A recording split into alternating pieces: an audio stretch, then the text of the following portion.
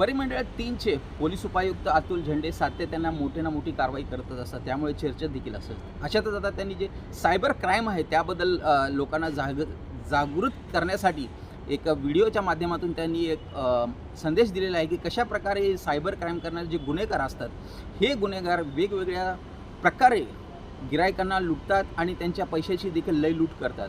अशातच त्यांनी सांगितले की काही अनेक जण असतात जे पोलिसांचा ड्रेस घालून अथवा व्हिडिओच्या माध्यमातून एक धमकी देत असतात की आम्ही पोलीसवाले आहोत आणि तुम्ही लवकरात लवकर इतके पैसे भरा, अन्यथा तुमच्यावर जी केस झालेली आहे त्याबद्दल तुम्हाला अटक होऊ शकते. अशाबद्दल देखील त्यांनी एक चांगल्या प्रकारे संदेश दिलेला आहे की अशा कुठल्याही कॉलला किंवा व्हिडिओ कॉलला तुम्ही घाबरू नये आणि सोबतच अनेक जे गुन्हे होतात त्याबद्दल तुम्ही जो मोबाईल वापरता आणि त्यामध्ये जे वेगवेगळे ॲप असतात त्या ॲपचा वापर करताना देखील सावधानगी बाळगण्यासाठी त्यांनी आव्हान दिलेलं आहे. नमस्कार, मी अतुल उत्तमराव झेंडे, पोलीस उपायुक्त परिमंडळ 3.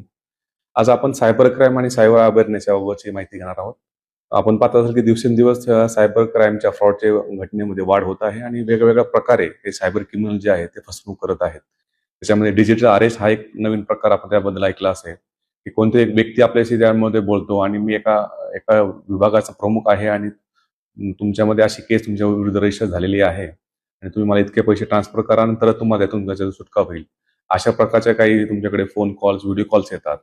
त्याचबरोबर एक शेअर मार्केटचा ट्रेडिंगचा एक नवीन सायबर फ्रॉड उघडकीस येत आहे. त्याच्यामध्ये व्हॉट्सअपवरती आपल्याला लिंक दिली जाते, त्या लिंकवर आपण क्लिक करत जातो आणि त्या ठिकाणी आपण एका व्हॉट्सअप ग्रुपवर जॉईन होतो आणि त्यातून आपल्याला विविध आमिष त्या ठिकाणी दाखवली जातात इन्व्हेस्टरच्या दृष्टिकोनातून. आणि अशा आपण ठिकाणी इन्व्हेस्ट जर केले असेल तर आपला परतावा त्या ठिकाणी मिळत नाही आणि आपली त्या ठिकाणी मोठ्या रकमेने आपली फसवणूक त्या ठिकाणी होते.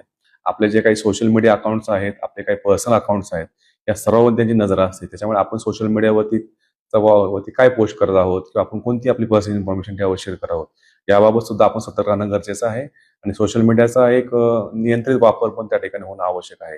त्याप्रमाणे अशा कोणते फोन कॉल्स असतील, अशा कोणत्या येणाऱ्या लिंक्स असतील, त्या लिंक्सला कधीही क्लिक न करता त्या व्हेरीफाय करणं आवश्यक आहे. अशा कोणत्या लिंक्स आपल्यापर्यंत ज्या पोहोचत असतील, अशा अननोन फोन कॉल्स आपल्याला येतात आणि आपण त्याला OTP शेअर केला जातो किंवा आपली काही पर्सनल इन्फॉर्मेशन आपण दिली जाते, निश्चितपणे आपण डायरेक्टली इनडायरेक्टली अशा या सायबर क्रिमिनलच्या ह्याच्यामध्ये विळखा देतो.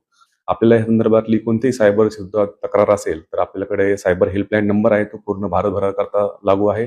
1930 हा जो सायबर हेल्पलाईन नंबर जो आहे तो आपण त्याकरता वापर करू शकता. आणि जर आपल्याला इतरही काही अडचण असेल तर आपल्या नजीकचं पोलीस स्टेशन जे आहे त्याला आपण संपर्क करू शकता.